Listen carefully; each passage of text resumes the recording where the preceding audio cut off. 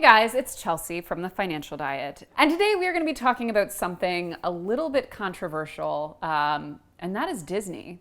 And more specifically amongst that, Disney adults, but we'll get into them a little later. In general though, I kind of want to talk about Disney as sort of an overall cultural marker and in many ways symbol of a lot of more deep and endemic problems in American class and society. I mentioned in a podcast a while back with our guest Jeanette McCurdy my absolute love for the 2017 Sean Baker film, The Florida Project, which if you have not seen it, I could not recommend it more. It is one of the most exquisitely done movies that I think really deals with poverty in a way that is neither sort of like overly infantilizing nor demonizing. It is incredible, beautifully shot. I love Sean Baker. Mwah. And it speaks beautifully to the particular phenomenon of the deeply impoverished communities that surround Disney World in Central Florida. I'm actually, fun fact, someone who was born in Florida and then spent many years as a kid, especially during the summers, going to Florida to visit my late grandmother and just spend time down there with all of the family I still had in the West Palm Beach area.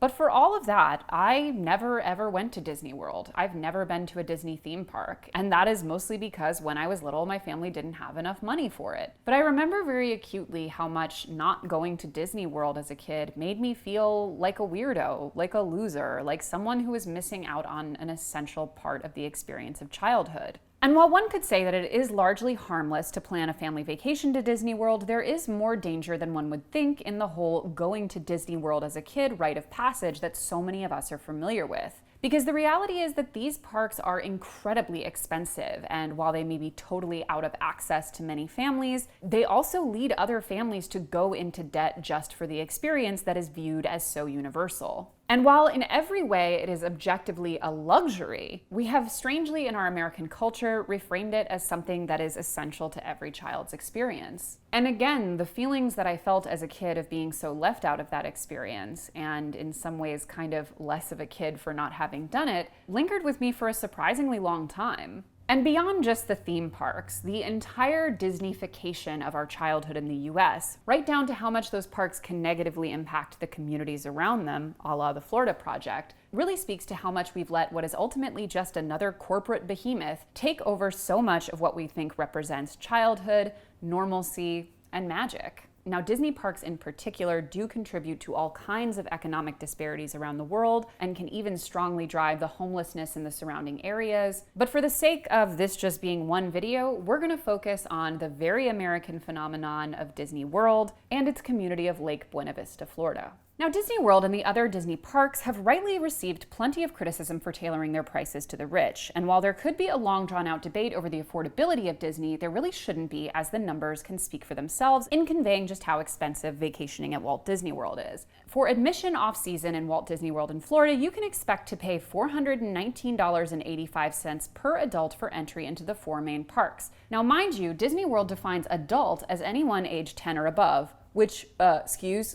And additionally, this number excludes the $85 per adult optional park hopper fee and optional Genie Plus Lightning Lane $15 per adult per day fee. Now, for admission peak season at Walt Disney World, which includes going around Christmas, Halloween, 4th of July, or any other major holiday, entry into the four main parks will now cost $556.79 per adult. And in terms of lodging there, a stay at Disney's Grand Floridian Resort and Spa, you can pay roughly $700 a night off season, and that price escalates to at least $1,000 per night during peak season. But don't worry, there are budget-friendly options like Disney's All-Star Sports Resort, where you can stay for the modest price of $159 per night, which is still, of course, well out of the price range of many travelers. And don't even talk about things like Disney's new Star Wars Galactic Cruiser, where for one 2-night stay, you will pay $4,809 for 2 guests and $5,999 for 4 guests. Now, let's say you want to eat at Disney World because you have to eat. Restaurants will charge as high as $62 per adult, like at the Be Our Guest restaurant or Cinderella's Royal Table.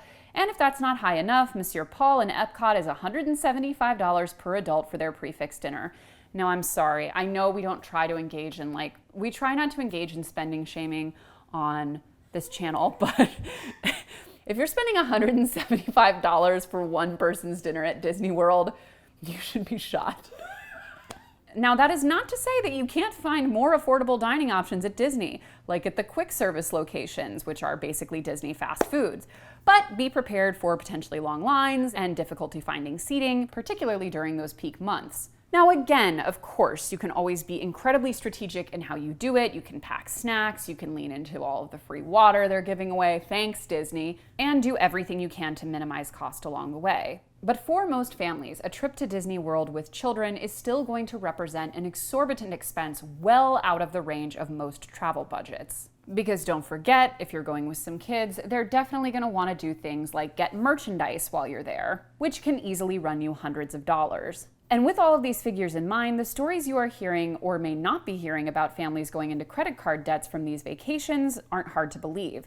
There is a heavy burden on families to spend this kind of money for their kids to have the Disney experience, but it is definitely not at all worth going into credit card debt. In 2020, the median personal income in the United States was $35,805, meaning that a trip with these components would in almost any other circumstance be considered categorically out of budget for the average earner. But again, because of these heavy associations that we place on Disney as being a childhood rite of passage and something that all children deserve to experience and have put enormous social pressures and stigmas on providing to our children, we've basically made it something that families feel they can't afford not to do, and again, in many cases, will go into credit card debt in order to pay for it. But beyond that, how are parks like this actually affecting the communities where they're placed, especially the actual children who live in those surrounding communities, and in many cases are not even able to go to the parks themselves, despite living down the street? As I mentioned, the 2017 film The Florida Project dives into this beautifully and centers around a 6-year-old girl and her young single mom who live in a motel just outside of Disney World. And the filmmaker's choice to have a story about homelessness take place directly outside of the Disney World campus, or as we like to call it, the happiest place on earth, is not a coincidence.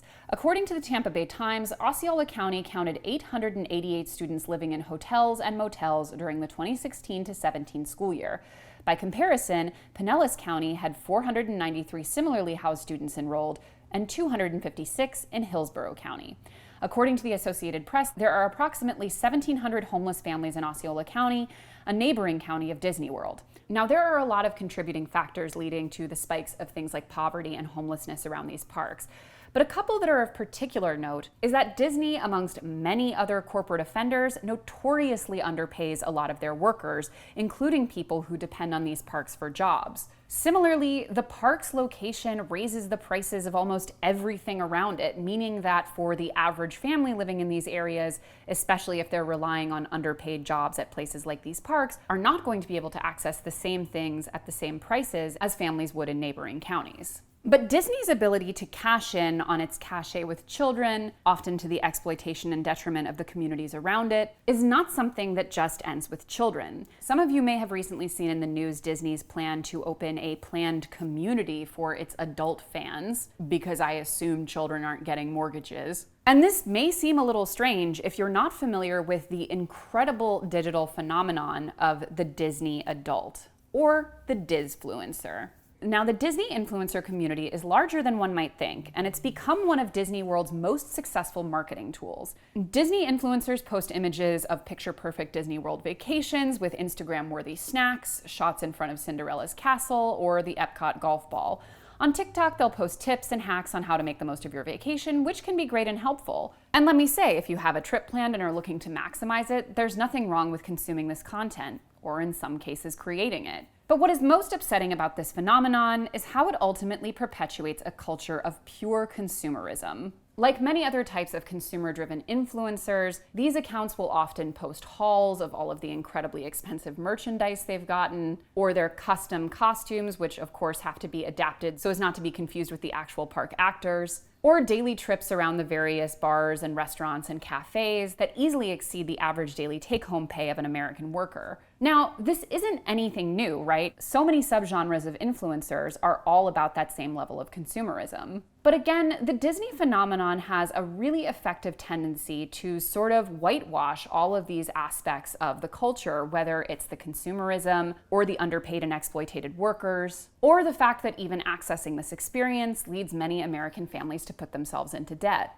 And although many of these Disfluencers are speaking to other adults, In many cases, they're often being consumed by children who don't really understand that these people might be getting comped access to the parks in exchange for free advertising, or that they're making a pretty lucrative living having viral TikToks and are therefore easily able to afford all of this merchandise and delicious looking food. Ultimately, any adult should feel empowered to engage in whatever hobby brings them happiness, but the specific extent to which this marketing is leveraged to make Disney feel like an indispensable part of children's lives and therefore put enormous financial pressure on their parents makes it particularly insidious. Again, I used to live in and spent a good amount of time in Florida as a child. West Palm Beach is actually pretty darn close to Disney World, and I never went. And although I was really sad about it as a kid, looking back, I don't have any sadness about it now, and I don't think that I missed out on something that would have fundamentally changed my childhood for the better. But I do wish that we could have a more candid conversation about what we're really talking about when we talk about Disney being an essential part of children's experiences, because ultimately that only comes down to money. Whether or not you come back to school in the fall with those adorable pictures of you next to Cinderella comes down to whether or not your parents could afford to do it. And moreover, although many corporations are guilty of similar practices and exploitation, the fact that Disney is able to skate by with this incredibly sunny reputation that is only heightened by the insane extent to which that disfluencer content is so popular really reminds us that whether we're talking about Walmart or Amazon or the Disney parks that happen to displace thousands of families around them while underpaying their breadwinners, deserve to be held to the same level of accountability. I'm not saying you can't like Disney or can't even like going to Disney World. I've never tried Dole Whip, but it looks really yummy. I'm just saying we need to be a little bit more thoughtful about what we're really buying when we buy into these images, and especially when we sell them to children. As always, guys, thanks for watching, and don't forget to hit the subscribe button and to come back every Monday, Tuesday, and Thursday for new and awesome videos. Goodbye!